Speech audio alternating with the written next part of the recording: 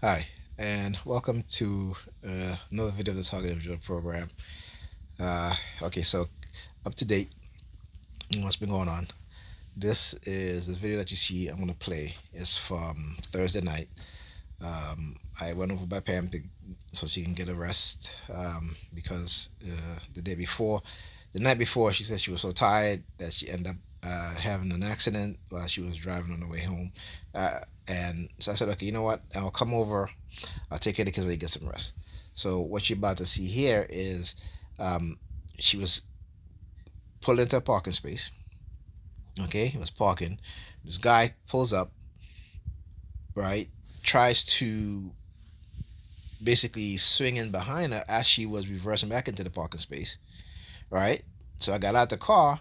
He comes over. He walks over to me, you know, and he's like, "You're crazy," and then turns around and go back into his vehicle. Okay, so I said, "Okay, I guess you know, they're they're starting this again."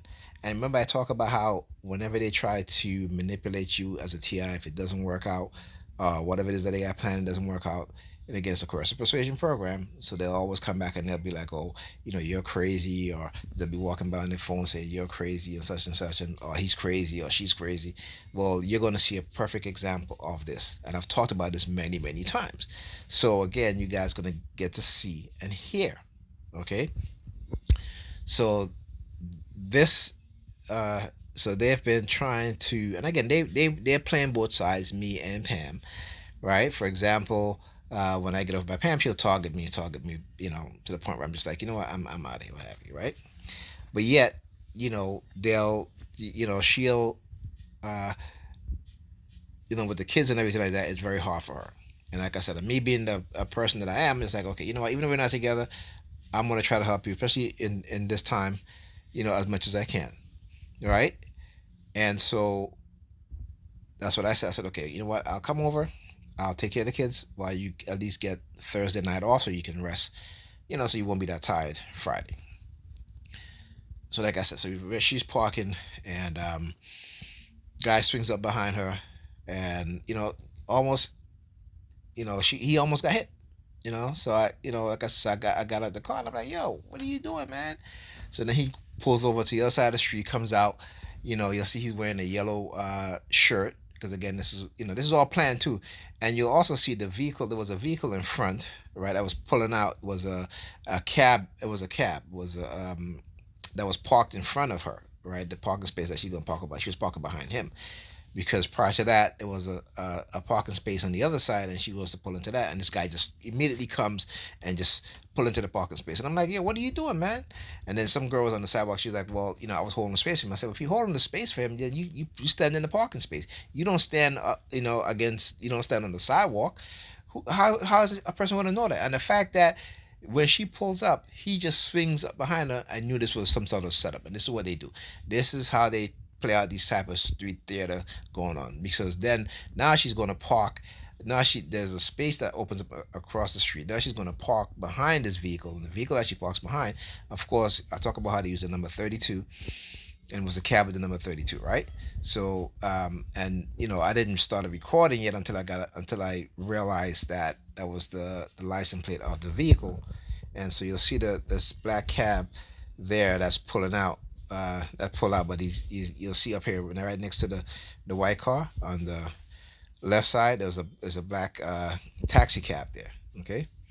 Taxi license plate T7132. She parks behind him. This guy here in this car come out here, talk about somebody crazy.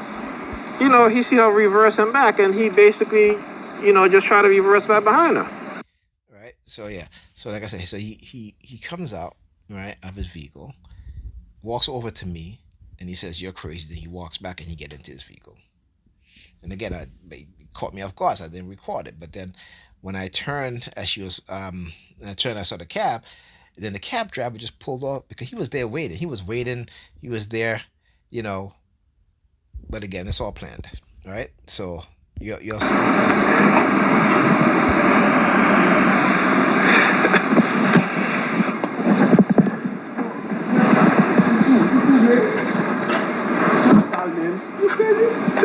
Dude, You didn't see you almost got hit?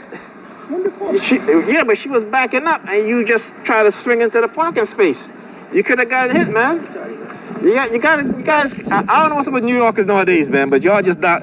He's like, it's all right, it's all right. I said, what do you mean it's all right? Like, you don't just swing into a parking space, somebody reversing into the parking space. You don't do that. But again, I just want you guys to understand the mentality that these people have. Okay, the destructiveness, right, of them in being in this program, what it does to them, that they will put themselves in at risk and others people at risk, right, in order to target you the TI or me the TI, right, because they have the little script running. Okay, I said, I don't know what's up with y'all New York drivers, but y'all not looking. Y'all just doing some crazy shit. No, I was on the phone. Yeah, he was on the phone. Basically, regardless of whatever you're on the phone or not, okay, the fact is that if you see a car reversing back into a parking space, why would you want to take your vehicle and swing into the parking space behind the vehicle that's reversing back? Okay, and so that's the thing you have to always understand, that as a TI you have to think in this manner, because when they're doing this stuff, they're not thinking. Okay, because they're in a cult, and people who are in cults, religious cults, don't think, they just act, right? Because that's their conditioning. Their conditioning is just to act against the person who their leaders have sent them to harass, manipulate, or what have you. And this is what they do. All right, well, remember how I talk about how there was, after they shit don't work out, they always send somebody like, "Boy, you're crazy, you're crazy." She repeated the word crazy, crazy, crazy, because this is what they do. This is the Coercive Persuasion Program. This is one of the things that they'll do, is that when things don't pan out, then they'll try to use the psychiatry angle again, right? Then either if that doesn't work out, then they try to use the homeless theme, right? Then they try to use the police, you know. So there are times when they'll do these particular things because, again, certain things don't work out, and if they can't use either the police or use the homeless theme or some threat of them you being killed or having, they always go back to those things, right? It's always one or the other. Okay, and so that's what you see in there. So then today now, so today, so this was Thursday, Friday. Friday was pretty quiet. Friday was pretty quiet. Saturday was pretty quiet until my niece friend came, knocked on the door. I opened the door and went back into my bedroom. And I was in my bedroom for like half an hour, and then I went into the kitchen as I was eating to wash my dish. And as I finished washing my dish, walked back into the hallway come into my bedroom, and she starts following behind me all of a sudden. you know, you know what I'm saying? Acting like, if okay, now I'm ready to leave. You was there for a whole half an hour. If you just came to relay a message, but again, these are things that they do because, again, it's to get your attention, right? Because she could have left any time, but no, they wanted to know, because of course I was eating, so they know I'm gonna, that's why she stayed that long. Okay, and as soon as I got back into my bedroom, right, and then within an hour later, they start with the fire trucks again. Right, after having you heard them all day, they start with the fire trucks again. So they will always use people, right, to come in. And I'm like, what's the deal? People know I live here. Shit, I did my videos. I show where I live, right? But again, this is their narcissistic nature, in terms of the narcissist. When the narcissist or the psychopath is terrorizing the victim, right? They want them to know. Okay, they want them to know. All right. And so this, you have to think of this program as a TI. Think of this program, the people who are involved, the people who participate, they have the mentality of a psychopath, of a sociopath, of a narcissist, right? Now, they may not, with the psychopath or have you, they may not engage in physical violence, but the psychological violence is the same thing, right? Sometimes, well, I shouldn't say it's the same thing, but sometimes psychological violence can be more harmful than physical violence. Okay, because with the physical violence, you get to heal from that if the violence stops. With the psychological violence, you don't get to heal from that. particularly if they keep doing it over and over again. All right. So understanding these things. So now they're back up to their confident self again. So now, Pam had called me and we were talking about my son who, um, when I saw him about a month ago, he had asked me to order him something because he lost his Bluetooth dongle. That's what he said. He said, I lost my Bluetooth dongle. Can you order for me again? And I'm like, well, okay, fine. So I ordered a PCIe Wi-Fi Bluetooth card, so he can just put into his computer, so you don't have to worry about losing any dongle again, right? So when I ordered it, I took a screenshot. I sent it to him. I said, "Hey, I just ordered this."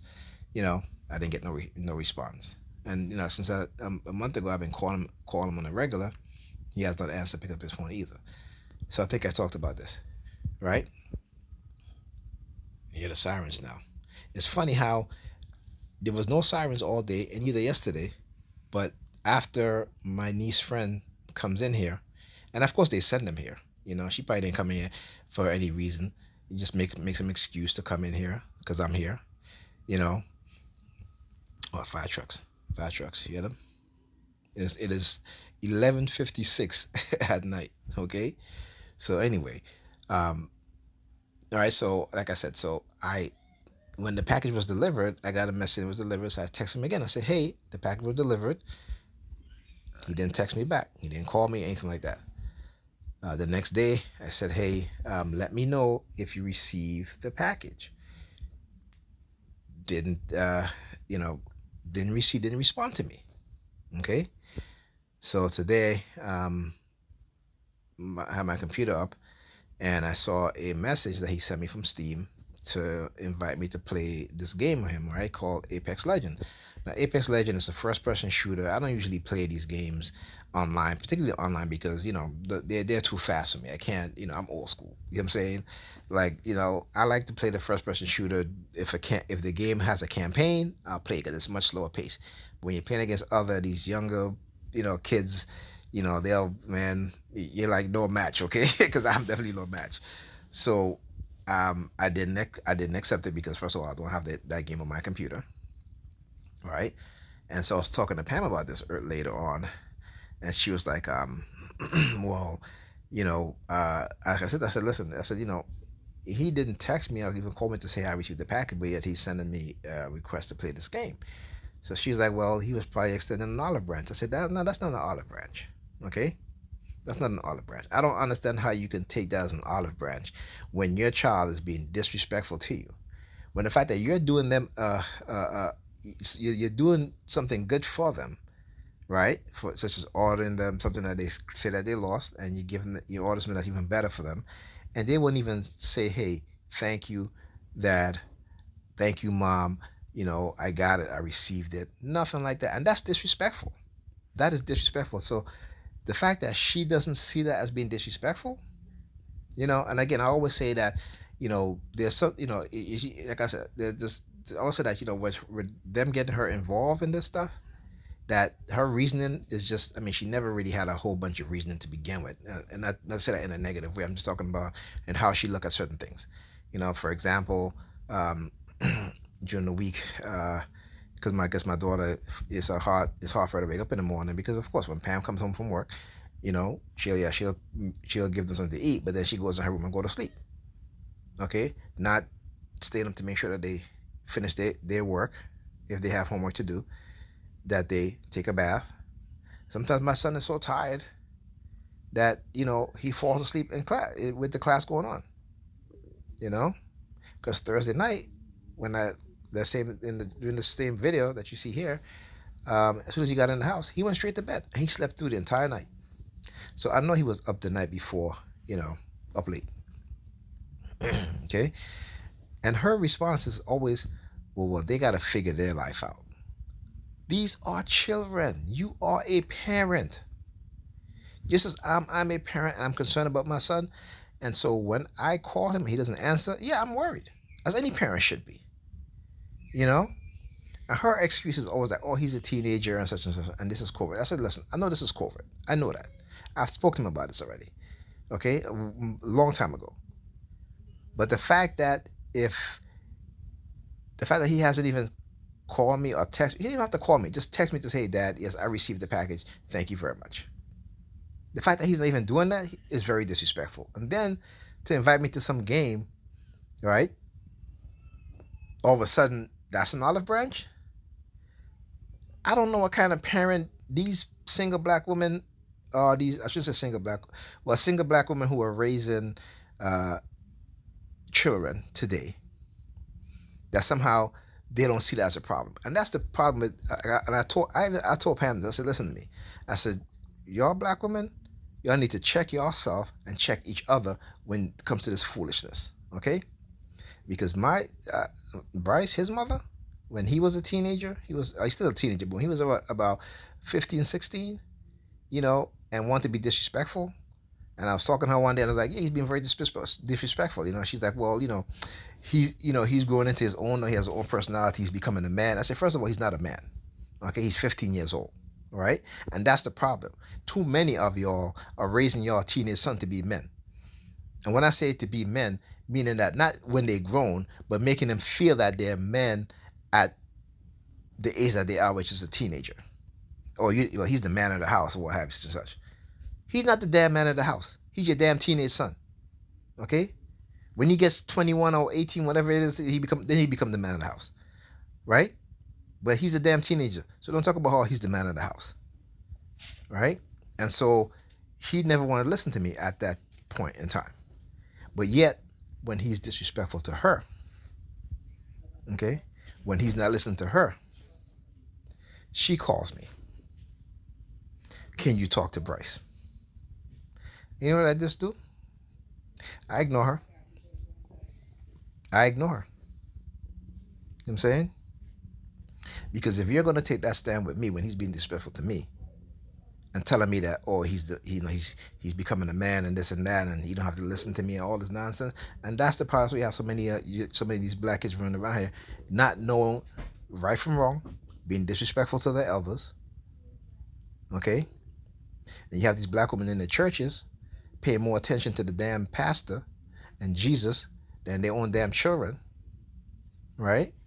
Who feel like they don't have to listen to no man, right? The only person they gotta listen to is their Jesus. Then fine, go marry Jesus.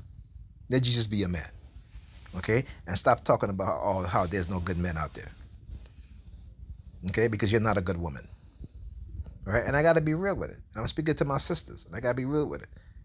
You know what I'm saying? Because this shit is ridiculous. So then Pam tells me, oh, you're not empathetic or whatever. I say, how do you mean I'm not empathetic? This is from a person who he's work at a hospital. A young lady came to her and said, I need to talk to somebody. I feel like I'm going to commit suicide. And you know what she did? She told the girl, stay right there. And she completely went about her business. And she was like, oh, I couldn't deal with that. Right? But yet you think you have empathy? Right? When I passed out of her house last summer and I had to spend a few days in the hospital. Okay? When I was on the phone with her and I had to call the ambulance, right? In my weakened state. You know what she says to me? You have to go downstairs because I don't want them coming into my apartment. And I was still weak and the elevator wasn't working. So if I had I could have fallen down, faint again. I didn't know. Anything could happen. But yet you're telling me that I don't have empathy. I don't have empathy. The person who, when your butt is tired, okay, when you're, have an accident because you're so tired, who comes over so you can get rest, right? Who comes over on not my weekend with the kids, but I still come over anyway to help you out, do laundry, cook, all that stuff. I don't have empathy, but somehow you have more empathy than me? Like, seriously? Okay. So again, this is what I'm dealing with. I'm dealing with family members who they're religious as shit, and they probably hate me because I don't believe in their religion. Every time I walk by, they keep looking at my unk. And I gotta keep explaining to them it's not a religious symbol. The unk is not a religious symbol. It's not associated with religion. It's not associated with no Holy Ghost, no God or higher power. Actually, I shouldn't say that. I should say it represents life. It represents family, man, the true Trinity, man, woman, and child. Okay, that's what it represents. It's not a religious. It's not about no holy ghost or nothing like that. Okay, that's the cross that they took from Kemet again and used it as a symbol of their religion. They didn't use the Ankh, and the reason why they didn't use the Ankh because they knew that if they used the Ankh, people will understand where their belief come from, right? But because people are not educated, because even in Kemet, they had the cross, they had the symbol of the cross that they use in Christianity. So they took that instead. And again, that's something that most people don't even understand and can't even comprehend, right? So this cross is not their cross is not original to their belief system, and the Ankh is not a religious symbol. The Ankh represents life and man, woman, and child. Okay, but yeah, but this is what they do. So now they're back up again with this whole siren stuff and what's going on and have you. You know, this is what they're doing. So, you know, like I said, as a TI, it's not going to stop when you hear them making noise because they know I'm recording, so they're making a whole bunch of noise now, right? So this is not going to stop. This is what they continue to do over and over again, and they will always find people to use. They try to use against you, okay? Because again, this is what abusers do, right? This is what abusers do. They will try to make you look bad. They will, you know, slander your name, try to destroy your character. Particularly, we're dealing with a government agency who has the power to do those things, and it is us as TIs to fight back. And how we fight back is by showing exactly what they do, is by understanding this program, is by standing up for yourself, okay? Is by standing up to others who think that they can abuse you, right? Stand up to others who feel like they can belittle you because you're in this program and they feel that somehow they're so morally superior when they're the ones that are not morally superior. Because if they were morally superior, they wouldn't engage in this type of behavior, okay, which you and I as TIs don't engage in. So who are the morally superior ones? All right, so understand that, okay, that their absurdity is based on their false delusion, their false belief, right? And the fact that you as an individual are not evil as they are. You as an individual is a critical thinker, is a self-thinker who don't follow or don't subscribe to a lot of indoctrination, right, and what they've been trying to do, and to try to get you to behave in the manner in which they're behaving in, okay? And the fact that you won't, you know, it just shows you how different they are, and shows you that they're the evil ones, they're the criminals, okay? They're the narcissistic ones, and that's who they're trying to turn you into, so you to become just like them. But don't let them walk all over you. Stand up for yourself, okay? It may take you longer than others, but as long as you understand what's going on, as long as you can stand up for yourself, eventually you'll see how they behave, right? They will, instead of at times, like I showed you, sometimes when they're attacking me heavily, how they seem so like they don't care, and then there are times when you pull my phone out and they're running across the street because they don't want to be exposed. Okay, you have to get to the point where when you're doing that, they're always going to be running. That's the point where you have to get to, and that's when you know that now you can handle them in a way that will benefit you, right, in your mentality, right, in your confidence, and not the false sense of confidence they try to have you believe, you know, but it's the true confidence within yourself that's going to make a difference. Okay, so I'll see you guys in the next video.